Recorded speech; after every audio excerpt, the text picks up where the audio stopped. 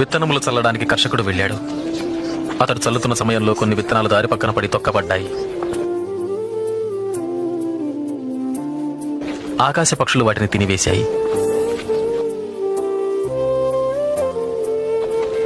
మరికొన్ని విత్తనములు రాతి నేలను పడ్డాయి.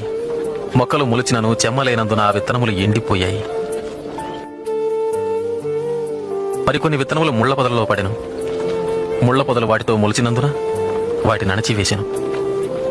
ఇంకొన్ని విత్తనములు మంచి నేలను పడినవి. ఆ విత్తనములు మొలిచి పెరిగి నూరంతలుగా ఫలించెను. విత్తనము దేవుని వాక్యం. త్రోవ ప్రక్కన పడిన విత్తనములు ఎవరనగా వారు వాక్యం వింటారు, కానీ అపవాది వచ్చి వారి హృదయంలో నుంచి సందేశాన్ని దొంగిలించుకుపోతాడు. వారి నమ్మి రక్షణ పొందకుండాట్లు చేస్తాడు. రాతి నేలను పడిన విత్తనములు ఎవరంటే వారు వింటారు, సందేశాన్ని అంగీకరిస్తారు కూడా, కానీ వీరు లేనందున కొంతకాలం మాత్రమే నమ్ముతారు. ముళ్ల పొదలలో పడిన విత్తనాలు ఎవరనగా వారు వింటారు, కానీ ఈ జీవన సంబంధమైన విచారముల చేతను ధనభోగముల చేతను అణచివేయబడి తద్వారా ఫలింపని వారు.